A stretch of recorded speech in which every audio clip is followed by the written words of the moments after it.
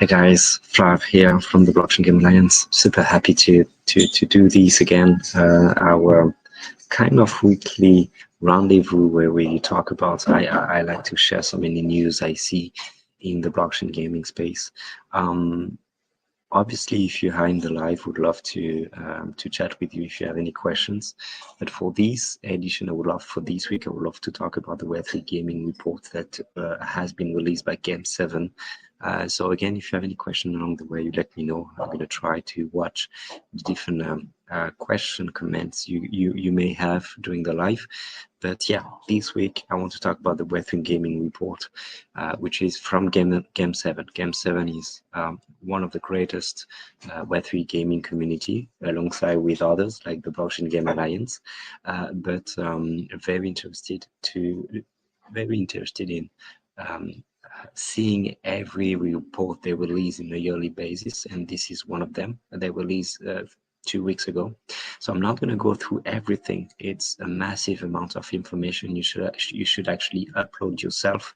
You just need to go to the website of GAME7 and look for it. But I would love to share some insights I really liked, and here you go. I hope you're going to enjoy that with me. Okay, let's go. So going to the doc. I'm not going to go into the different things. Obviously, you have the methodology and everything. What I'm going to see, you have an executive summary, blah, blah, blah, interesting introduction. Obviously, as I said, you need to check by yourself. But for me, I'm going to go to what I want to go first, which will be this, key developments. Starting to talk about the key developments and just to see if how resilient and mature is our ecosystem, the Web3 gaming ecosystem, which is very new, very young. Obviously, we started to talk about that specifically. It has big impact 3 years ago, 4 years ago. But what's happening right now? And what the report is saying is why new Web3 game announcement decreased 36% compared to 2023. There was accompanied by a significant 84% reduction in projects ceasing development or exiting Web3. So that's quite interesting metrics to understand. 36% decrease in terms of game announcement in the Web3 ecosystem as compared with 2023. Which is something we can understand based on the popularity of blockchain of Web3 in 2024 as compared with 2022 and obviously 2023 as well. So slowly going to less and less game announcements, but also a big reduction in terms of project who decided not to go into Web3 anymore. So you could see that both ways. It translates how challenging the ecosystem is, but also how young. And at the same time, it also proves that there is a need for more maturity in the ecosystem, more stability. The market is growing. We're going to see that in a moment. But in terms of project, we see that actually kind of expands operation of the market. So it's one interesting thing to note, decrease in terms of game announcements, but also a very big reduction in project who actually decide not to go into Web3 anymore. The other thing they highlight is play to airdrop, which was a big thing at the beginning of 2024, with a lot of token going to the roof specifically. I think it was the next iteration of play to what we've known as play to earn, with the play to earn models back then, a few years back. And it's an interesting concept because it's very different from play to earn, because it's based on fixed rewards. The game fixed the rewards they want to allocate. So it prevents from uncontrolled inflation, obviously, as compared with what was a problem for the play to earn model. And the distribution is based on participation. So through the context, through the leaderboard that you have. So the more you're involved, the more you could claim some tokens, which is a very interesting model based on participation. Although there was some limit for that, which was based on the bots, a significant number of bots So it's definitely a challenging. It's a new game mechanic for sure. Very interesting. We saw that working very well for Pixel, Pirate Nation, the Beacon. But it's a challenging one based on the technology used for now and the bugs. So actually, you need to solve that. So that's interesting to see and to remember as part of the 2024, milestone, we could say. After that, for another year, interest for gaming chains outpaced game releases. That's an interesting dashboard we have. I'm not sure how to understand what it is exactly, but what I understand it's the gaming chains outpace the game releases. That's the statement. What I'm seeing is we have a lot of game announcements, less and less over the year, as you can see in the graph. But big part of network announcement, a big part of the announcement come from the network as well. Mostly game announcement. That's why I'm not sure to understand exactly the title. It's mostly game, not mostly network, as far as I can understand the color. But we see the difference between the two is actually thinner and thinner. Obviously, it was a lot of game announcement back then, and very few network announcements in 2021 from the beginning. But actually in 2024 we see the thing a little bit more balanced. So that's interesting to see for sure. We see that there is an offer, there is a demand as well, and we're gonna go into more details about that because I think it's interesting metric. Other key developments, which is interesting, this one with AAA Web3 gaming remain a niche segment with over 90% of new games launched in 2024 falling under the large indie or smaller categories, according to our methodology. I really like it. Moving away from the perception that only AAA titles can drive mainstream adoption. I think it's super interesting because we used to say in the ecosystem, I'm not super not happy, but like I'm not super aligned with that statement saying that massive adoption to Web3 gaming, to Web3 as a whole, will come from AAA title. And I'm not sure about that statement because actually in the gaming industry, obviously in terms of volume, you see AAA games as the most important volume in the gaming industry, but in terms of not volume, value, sorry, the most value you see in the gaming ecosystem come from AAA games, but the most you definitely have more indie games rather than AAA games in the market. So saying that in blockchain is going to be different, I don't think so. It just, the appetence of a specific game should come from people who like AAA games, but also very other type of games as well, coming from the indie ecosystem. So I like that statement. It proves that we're not waiting for AAA game to drive mass adoption. It could, but it's not only from that. And there is a very perfect example the report is mentioning, which is Telegram, like massively going into mainstream based on the apps, the super app. But that's all. That's like it's not a AAA games. So that's interesting to see for sure.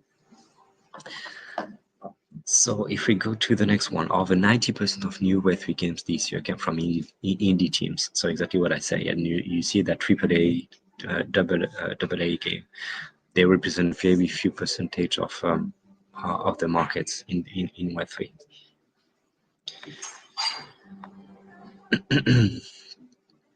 All right. After that, going a little bit in terms of okay, so we saw the type of games. We're going to see the type of game, but we saw a little bit more regarding the I would say, yeah, the development side of the games. Now about the geographic distribution of Web3 gaming. Where does it come from? Where do you see the most appetence of this kind of game, blockchain, using blockchain technology? And without any surprise, it's APAC, Asia, continuing to lead the way. 39% of new Web3 games come from Asia. So it's definitely a major hub for blockchain gaming innovation. But you also see North America contributed 35% of new Web3 games, which is interesting. Obviously, the US being one of the biggest. I think in the BGA, it's not really that. So that's interesting on our side to be a little bit more present in the US on that part, because obviously we have a lot of members coming from the US, but not so much game companies. So that's interesting to have this metric saying that there are a lot of game companies working on blockchain coming from the US. And I think based on what happened with the election there, is going to be more and more. But that's interesting metric for sure, and seeing that South Korea and Singapore are the other one. In terms of game genres, interesting to see the genres, what kind of genres you may want to see. Let me actually just put that aside although you will enjoy seeing my Telegram chats. I don't think right now you will. The industry saw a continuation of established trends. RPG, casual games, and action games maintained their position as the most popular categories for new Web3 titles in 2024. But they also represent, and that's something they say at the end, where you have the biggest amount of money put into blockchain gaming in terms of going to RPGs, casual games, and action games. You could understand for casual games because it's the go-to-market is pretty fast. Also, it's not just about the Web3 gaming space, but the gaming space as a whole as well. Casual gaming is a big thing. It's one of the most important markets in the gaming ecosystem. And as linked to the go-to-market strategy you want to have when you develop a project like a blockchain project, I think it's a fit. And for the RPGs and action games, I think it's really based on what you could do with those kind of games, the kind of culture around the asset you could buy within the game, like different items, like customizing your NFT, your character, or anything like that that you use to understand the philosophy of paying within the game. So you could understand that those type of games are the most relevant at that time. Going to the others. Okay, we saw that. I just put my notes, so I'm sure that I actually focus on the thing I wanted you to be aware of it. Okay. Going a little bit further, obviously you have a lot of different metrics you can see about the type of games. Really encourage you again to download it. Platform and distribution. I think it's interesting, but that's something I already talked about Telegram, why it matters and everything. So I urge you to have a look at that as well. And if I just go to the next slide, I want you to go on, will be this one. So we're going to talk about the blockchain stack. So what does it mean, blockchain stack? It's in terms of using a specific blockchain for your game, what's happening, what is the ecosystem. So going to that, I think that slide specifically first, this one. 57% of Web3 games announced this year choose a layer 2 or layer 3 network. Very interesting. That's interesting to see that you have more and more appetence for the layer 2 and layer 3. It's not just about Solana, it's not just about Ethereum, but you have more and more game moving to or going to that first to layer 2 and layer 3. I think it is due to a lot of factors. The one I could name will be because you have more and more layer 2 and layer 3 in the market, like you saw that in the beginning of the report. More and more chains announce that they have a gaming vertical. Some of them it's the focus, some of them it's a very important vertical as well.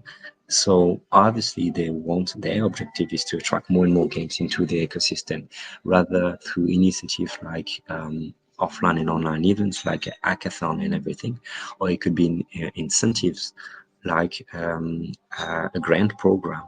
You could actually be funded based on the chain you choose to be, which is interesting for a lot of entrepreneurs. But shouldn't be the only factor for sure. But yeah, that's interesting to see. That's announced in 2024.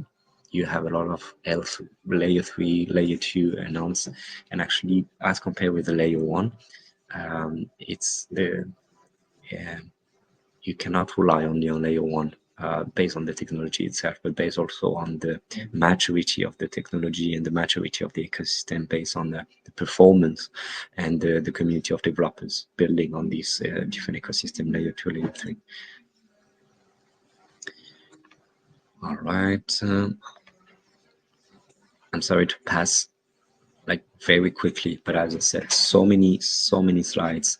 This one, most gaming ecosystem are facing development and integration pains. That's one of the best for me, one of the best slides I could see and I could have a look at, because you have on your left you have playable and non-playable game.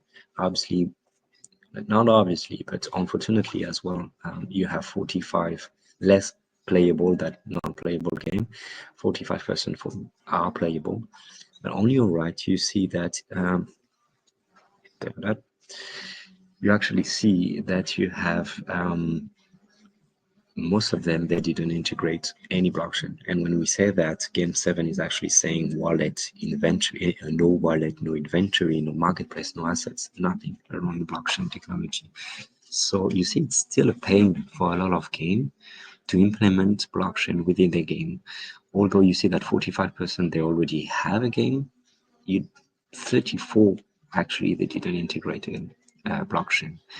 One thing they didn't mention in the doc, but that's my understanding, is it doesn't mean it's not playable, that it cannot integrate blockchain, because it can be a game which was announced, but they already have a wallet because maybe they want to emphasize the community and your ability to claim something which is coming, a token which is coming through Quest. So Quest programs as well. So based on your engagement within social. So yeah, my understanding is it doesn't mean that you are not playable, that you could integrate blockchain, but maybe I'm wrong. Maybe the playable on your left, they are the 100% in your right. And from the 45, we have 34, which didn't integrate blockchain, but I don't think it is the case.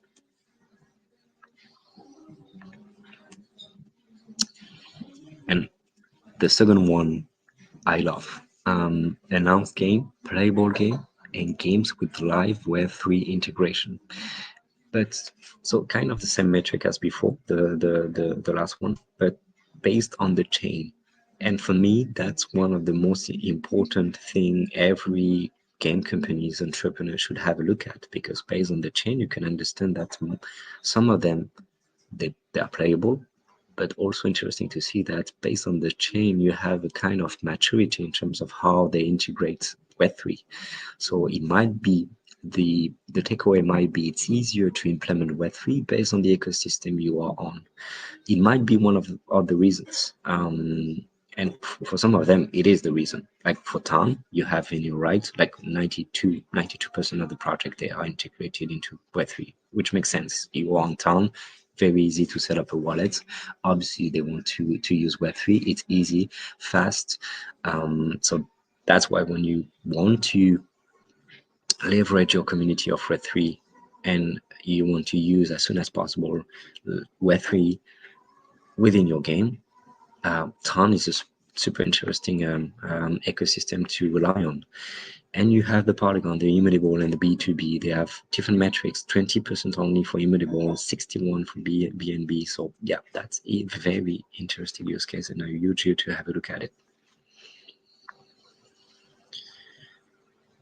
Going to the next one, but still in for network competition. So I need to go to the slide 39. Oopsie. Which is the next one. Through Q3, we saw an all-time high of 105 Web3 games migrate chains. This is no surprise. There is a maturity in terms of the technology you could use. So obviously, some of them, they decide to migrate their game into another chain, and you see that more and more over the year. 105 for 2024, which is more than 2023, which was 91. So you have big example coming from, some of them, they come from Solana and they go to another chain, coming from Polygon specifically and going to Immutable as an example, as the technology could be a little bit similar based on the partnership they have together. But yeah, you have some movement into the ecosystem going from one chain to another. The last one I want to talk about is about funding. Again, you have so many interesting metrics. Like you see, I'm not spending too much time on every one of them. So yeah, you can have a look. Funding and tokens. It's a huge topic. What's going to happen in 2025? The bull market is coming. Hopefully for the full year, we'll see. But what you could see is the bullishness, if it is English enough, of 2021 and 2022 in terms of the total funding and the deals you could see in the market, because it was brand new. It was the beginning of everything. And 2023 and 2024 were led to the situation of the crypto market and the reputation of the technology. It was quite lower than that. So a lot of iteration on that sense. And 2024 is kind of the same, stabilize between 2023 and 2024 levels. So we'll see for 2025. We can expect more than that, and we have to expect more than that for next year, based on the bullishness of the crypto market. We're gonna see. It's not going to be the same, maybe not going to be the same as 2021, 2022, because of the maturity of the markets and the maturity of the VCs as well. But that's interesting metric as well, based on the deals. Even if it's stabilized as compared with 2023, you see that more deals have been made this year. So yeah, that's it, guys. I really wanted to just give you my learnings. It's a wonderful report. I hope you will like it. I really encourage you to have a look at it and just perform your understanding about the ecosystem. It is showing interesting metrics in terms of genres of games, what's happening in terms of the blockchain stack, but also funding. So very interesting metrics, and I will hope that next week is going to be another report. It's going to be our report from the BGA, which is different from this one, which is perfect. So you have you can capitalize on different views, on different metrics as well, way to get results and data. So thanks again, GAME7, for everything you did for this year. And again, if you have any question about anything, you can contact me and ping me, and I will love to answer your question. Have a lovely end of the week, and I see you next time. Bye-bye.